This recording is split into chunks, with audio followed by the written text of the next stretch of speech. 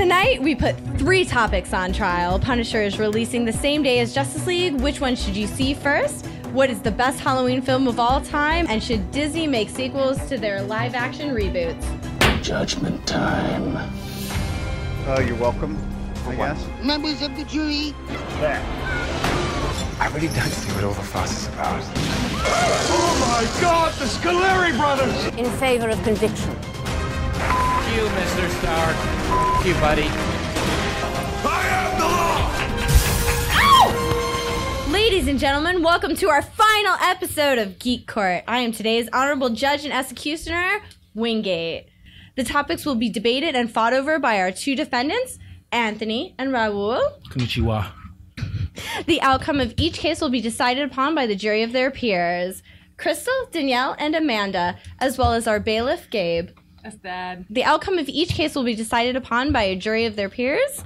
The jury will decide the final verdict, but should the jury be split, my vote will count for 1/3 of the final verdict. The defendants will be judged based on who made the best case and not personal bias. We will start our 3 cases, each worth 1 point. Don't call me Let Tony. us begin our first case. Oh my God. Anthony, you Yes. can go first. You have 30-second opening statement to which should you spend your Friday night watching, Punisher or Justice League? Thank you very much. And I wanted to, by the way, apologize to the court for not being dressed more formally. I just wanted to represent my sister, your sister, all of our sisters, the Sanderson sisters. And I will be arguing in favor of Justice League. Your Honor, I object. Oh, you're not supposed to object to opening Hocus statements. Pocus are our sisters, so you can calm down and sit down. Continue. I will be arguing in favor of Justice League, a movie that I want to see if it's truly a beautiful disaster right away. And I can watch Punisher literally all week 'cause it's streaming. So, thank you. That's all I have for my opening statements. Thank you, Raul. Now your opening statements. You have 30 seconds. Ladies and gentlemen of the court, thank you for having me on here today. I would like to state right off the bat, I also love beautiful disasters. I also slow down for car wrecks. But at that time, I would like to take my time to get to those car wrecks. I will not like to waste, what are tickets now, $15, $20 to get into a good, decent movie theater? I object. If you don't know how much it is, don't argue it. Oh. You're from Miami. You don't know how to get in without that.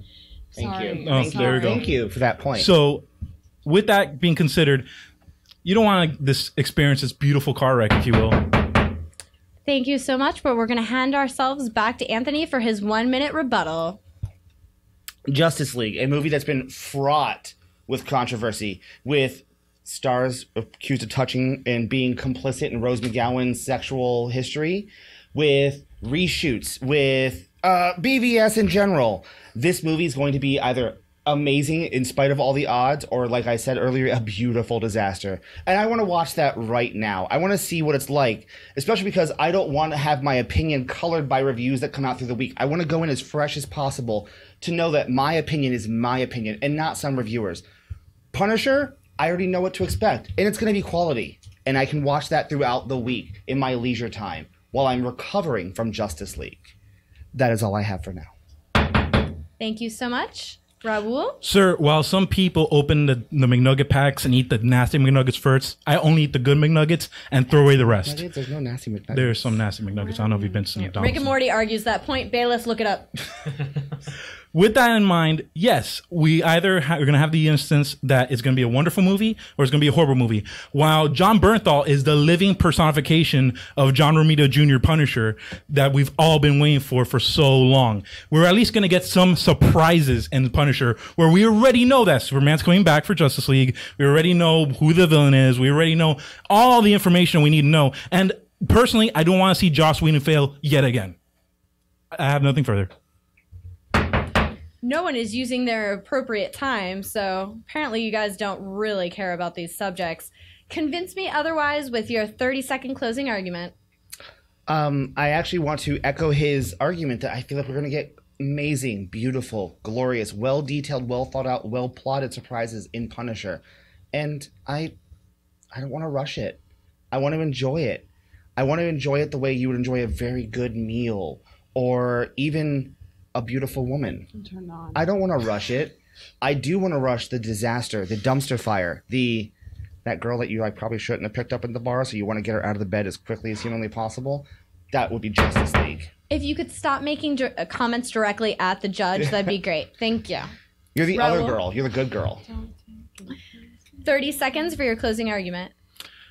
Your Honor, if there is one thing that is going to be beautiful in this movie, it's going to be Jason Momoa. Can we all agree that him writing down on a Doombot is one of the most... Excuse me. Objection. Oh, I want to put out that it's not a Doombot. It's not a That would be a Doombot. parademon. It's a parademon. He just now referenced a Marvel movie I did. in his argument for a Because DC Marvel's movie. so good. Why wait, guys? No, I didn't Why are know you going to wait for Marvel. Justice League and find out if it's good or not? Just go straight Marvel. Always go Objection straight for Marvel. lack of knowledge on subject. I am the law, and I want everybody to stop arguing. I want you to finish your last 5 seconds of this argument. Get it done, son. Ladies and gentlemen of the jury, Zack Snyder needs to stay down a little while. Let him relearn his thoughts. Let's let the jury make their decision based off of your arguments. So on Rotten Tomatoes, Punisher has a 97% want to see rate to Justice League's 99% want to see rate. And I don't know, I didn't get confirmation if there are bad McDonald's nuggets, but there are over 40 ingredients in I McDonald's like the nuggets. squishy ones. I don't know a bad McDonald's nugget. I like. I've Never literally had like never a had really bad burnt, McNugget. like shriveled McNugget. You're going to the wrong Sure, like- McDonald's. I like Sorry. when they had squishy meat. I mean, All right, I guess jurors, I'm the only one who goes to 3. What have we come to, Amanda? So, although they both make really good points, Punisher is more than likely going to be the better of the two from what we've seen. We kind of agree with Anthony. Yeah. It's something that we don't want our opinions influenced by others. We want to get it done right away, out of the way. And he just argued it beautifully. So we give the point unanimously to Anthony. Anthony is our winner in this case. Case 2. Next week is Halloween. Who's excited? What are we dressing up as? Tonight we're going to decide what is the best Halloween movie. Raul, you will get a 30-second opening statement. Ladies and gentlemen, there's only one movie that won an Oscar for Best Musical in this dais right now, and that was Nightmare Before Objection. Nightmare Before Christmas. Go ahead. Go for you. If you want to talk about movies that won an Oscar, I would talk about Beauty and the Beast, but it's whatever. Oh, okay. Well, I was Continue. talking I'm about sorry, I don't musical. mean I was talking about music. Bailiff, please look up who's won an Oscar. Who are you?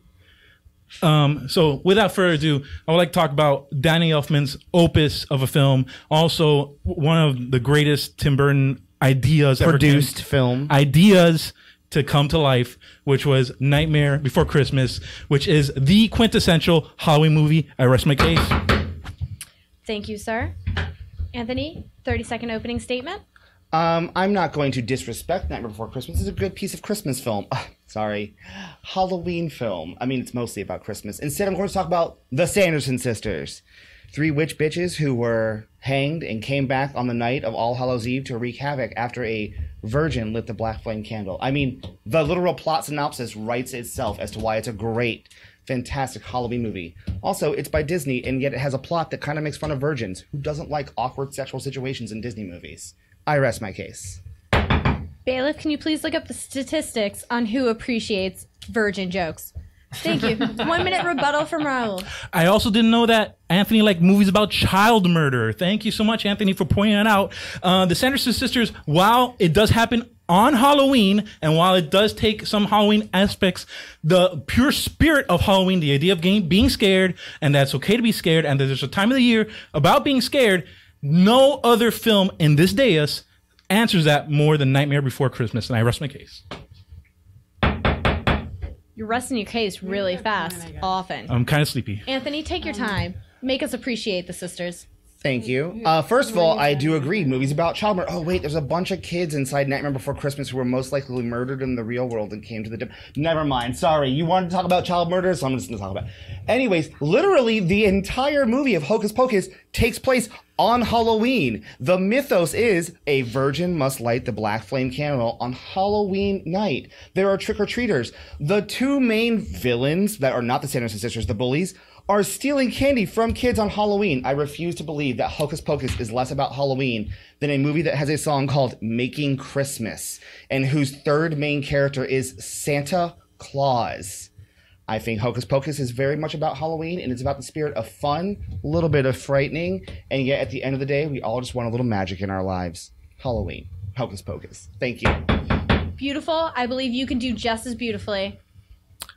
30-second closing argument. Ladies and gentlemen, yes, Does it take place on Halloween? Yes. Does it have some aspects of Halloween? Yes. But the idea of trick-or-treating, the idea of it's okay to be scared. It's okay to scare people. It's okay to celebrate it. At least my story has arcs in it. And your story, the only arc in it is Thackeray Banks, which is a supremely sad arc in general. And I have nothing further, Your Honor. Thank you so much. Closing arguments. I'm sorry, did I grow up in a world where Halloween movies aren't allowed to have sad arcs? And I also want to point out that Hocus Pocus is about finding the magic within yourself, as well as brotherly and sisterly love and supporting each other. Whereas Night Before Christmas is about staying in your lane. Don't think out of the box. The moral of the story is, you know what? We tried Christmas, but that's not our thing. We'll just do what we've always comfortably done. We're not going to try to go outside of the box and do something new. Hocus Pocus is the superior film. I rest my case. Thank you. Thank you so much, Bailiff. Are there any facts you would like to bring to light for us? Oh, yes. Okay. Nightmare Before Christmas, nominated for an Oscar for Best Effects, Visual Effects. It has an 8-star rating on IMDb compared to Hocus Pocus, which has a 6.7 star rating. But did it win that Oscar? Coraline was directed by the guy who directed it. Nominated. Not for Best Musical. Like you thought, like you said. It was nominated. Like that was considered. That's called Chicago. All right. Golden Globe nominated. Let's get some order in this court. Jurors, what have we decided? Okay, so when it comes down to it, you guys both made interesting arguments, but we felt that Anthony actually argued his point, whereas Raul kind of just tried but didn't really push through. So I like your passion though behind yeah, I appreciate so we Like, unanimously give it to Anthony as well. And Anthony wins that point. Raul, I would like to tell you that Nightmare Before Christmas gave me nightmares until I was 31 years old. So basically, I hate you for defending that, and I'm not on your side at all. That's weird, because aren't you only 22? I watch snuff films and shit. Case 3. She's Silence in the court. Maleficent 2 is on track to be the first sequel in the Disney live-action reboots after having made over $750 million worldwide. But tonight we're asking, should Disney make sequels to their live-action reboots? 30-second opening statement. Anthony, bring it to town. Quite frankly, no. I don't want to see sequels. I want to see original, riveting, groundbreaking content from Disney like they've done in the past. I want to see the next Little Mermaid, the next Beauty and the Beast. I want to see the next Wreck-It Ralph. I don't just want to see a sequel, especially since don't we kind of already have a sequel called Beauty or Sleeping Beauty? Isn't that the kind of the sequel to Maleficent? I rest my case. Raul, how will you be defending yourself? Well, I do agree that Disney needs to create new content, which they do every year. Frozen, Moana, they too continuously Pixar. create. That's my time, Your Honor. They do continuously create new content, and while they're doing that, they're bringing newer, younger audiences to these great these great old stories that you and me fell in love with in the '90s. That many of these kids that are born in 2000s and the 2010s do not realize these movies yet. And case in point of this is Jungle Book. Jungle Book was a great readaptation, a great retelling of a great animated film that Jon Favreau knocked out park. And if he can do that with just that movie, imagine what he can do with further sequels. Thank you so much. A 1-minute rebuttal granted to you, Anthony. I agree. Jungle Book is phenomenal. And if Jon Favreau was the one who's currently in talks to direct the sequel, I'd be all for it. Unfortunately, they're talking to a first-time director who's never directed anything but one short independent film. Maybe give him a little bit of room. Secondly, I must grow up in a day and age when we don't have DVDs or streaming, because it's the responsibility of us as adults to show these kids great films like the original Jungle Book, the original Sleeping Beauty, instead of making a sequel to a movie which amounts to Maleficent just being the pettiest witch ever. Oh, I'm going to follow this little girl around and pull her hair a bunch. Okay, I'm going to rain on the fairies. I want to see something more, something better, something more meaty from Disney than just a cash grab sequel. I believe Disney can do better. I rest my case. It is not your place to decide if Disney can or cannot do better. Raul? It's interesting you bring up first-time directors. Oh, let me think of first-time directors that had a big project in mind. Oh, Steven Spielberg, George Lucas. That argument is null and void with just those two. George Lucas had directed THX as well as American Graffiti before he had American Star Graffiti Wars, was really good, and wasn't it? Spielberg had directed 2 other small films before he had directed his first film. This is enough cross chatter. I am the law. Let's go, Raul. Continue with your weak point. just to continue on, there are movies that are live action from the 90s. We don't even know if they're going to touch on those movies. The Rocketeer is one example of that. Your own favorite movie right now, Hocus Pocus, might get a sequel. These are all possible Disney live action sequels that might come to fruition. So arguing the point that, no, we should not have sequels to these live action classics does not mean that we should just call it null and void. And just because the newer audience does have the availability of cartoon movies right now doesn't mean that they're interested in them. Interest is very important. I have nothing further, Your Honor. Thank you so much. It is now time for our closing arguments. Anthony, you may begin. I apologize. I did not understand your argument. You are right. Because of movies like potentially Hocus Pocus 2, we should vote no for sequels. We do not need a sequel like Hocus Pocus 2 that is going to have none of the original stars, is not going to have any of the original content, and the rumor is going to take place in a more hip, in-line today environment. I don't need the Sanderson sisters taking selfies. I don't need Sarah Jessica Parker, which, let's be honest, the original Hocus Pocus was the last time she was pretty, taking foot-face selfies.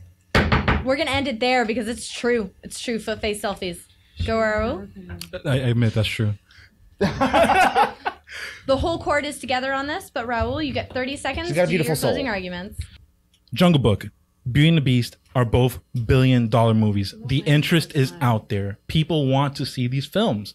Just because we are jaded and feel that because these movies came out in the 80s, 90s, and today, that we feel like they should not be remade, it is possible. These movies should. Objection, this movie is not about remakes, it's about sequels. This argument's not about remakes. Remakes of sequels. No. So sequels of remakes. No, okay. So, And that was 30 seconds. Bailiff, what can you bring to the table to help the jurors make their decision? Well, George Lucas did write and direct American Graffiti 4 years before Star Wars A New Hope came out. Graffiti was a great movie. Yeah, and Jungle Book and Beauty and the Beast were not billion-dollar movies. Jungle Book made $364 million. Beauty and the Beast made $504 million. Worldwide, though? Domestic gross for Beauty and the Beast, $504 million. Jungle Book, domestic gross, $364 million. Worldwide, Jungle Book, $966 million. So it's under $1 billion. And then, no, Beauty and the Beast did make over $1 billion, $1.2 billion. Yeah, worldwide. Jurors, taking that into account, how do you decide? Although, again, they both made great arguments. When it comes down to it, the fact that really stood out is Raul's argument about new directors. If they don't get a chance to do it once, how would we know that they actually know what they're doing? So we unanimously give it to Raul.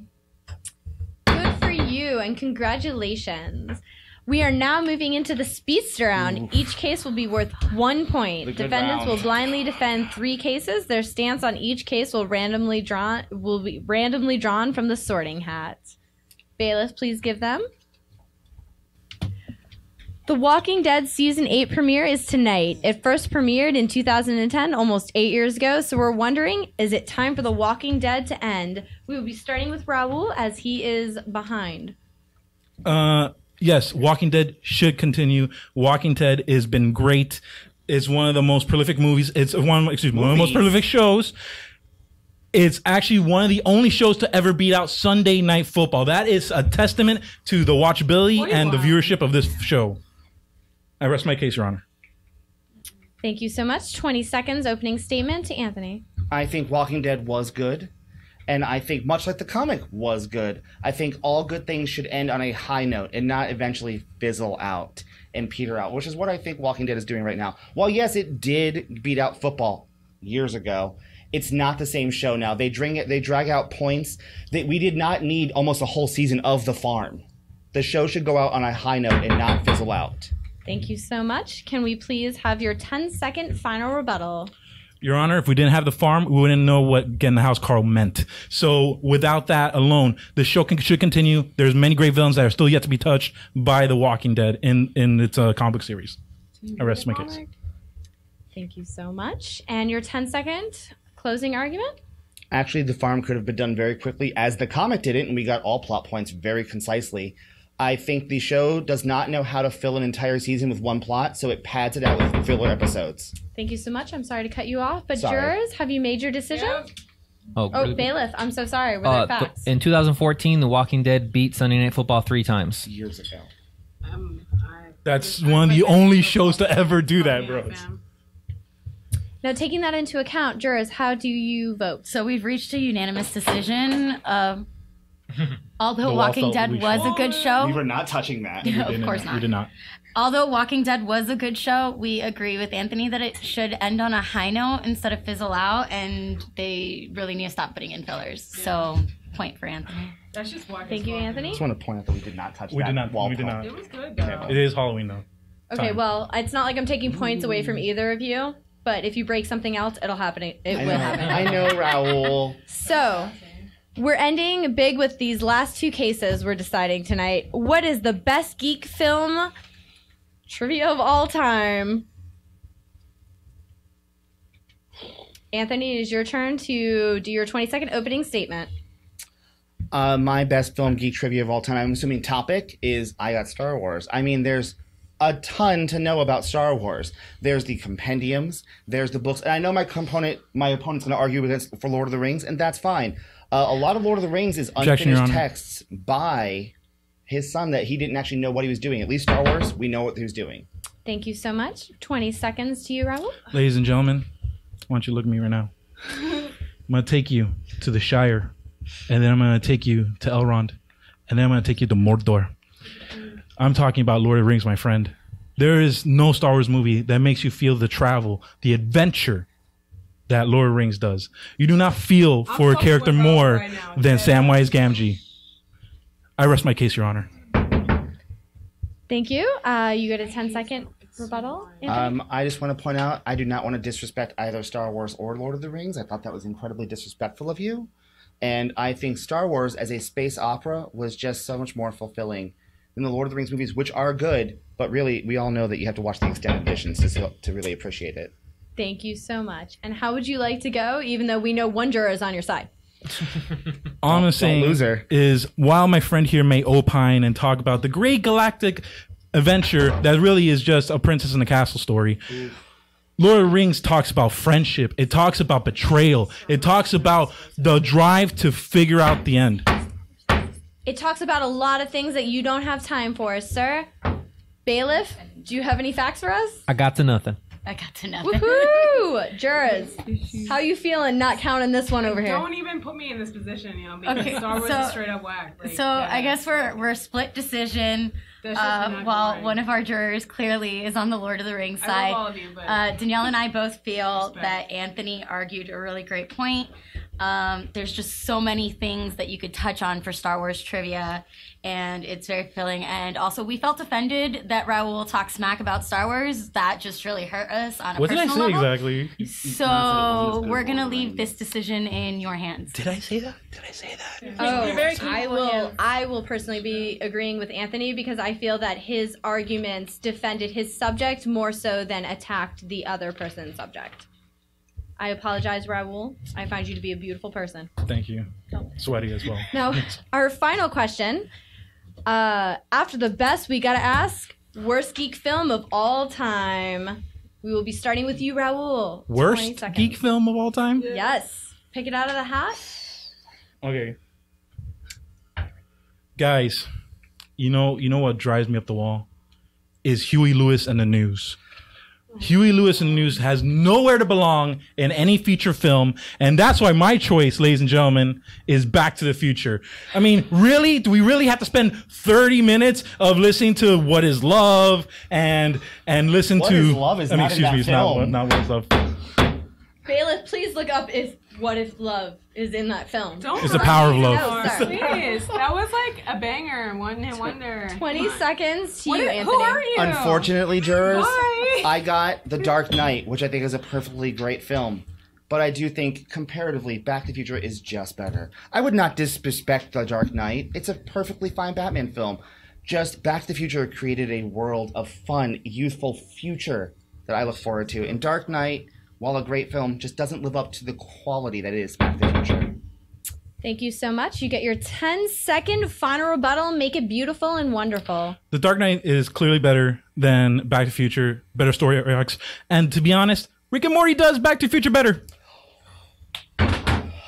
Excuse me, sir? Sorry. All right. I am going Please to fix posit. this for us. I'm going to posit that How could Rick and Morty do Back to the Future better if it's apparently such a bad film as you claim? I don't understand. The topic is worst one. So I just think that Dark Knight, while a fantastic film, just can't live up to the nostalgia of Back to the Future. The last statement that the jurors should hear is Dark Knight was a wonderful film. Please make your decision after the bailiff has This given is us worst. a rule. Huey Lewis in the News in Back to the Future. The song was "Power of Love." Power of Love. Thank you. Not what you What Is said. Love. Remember when New Found Glory covered that? Not What Is Love. No, Sorry. Jury, That's it. have you found a decision? It's the future, dude. Who hurt you?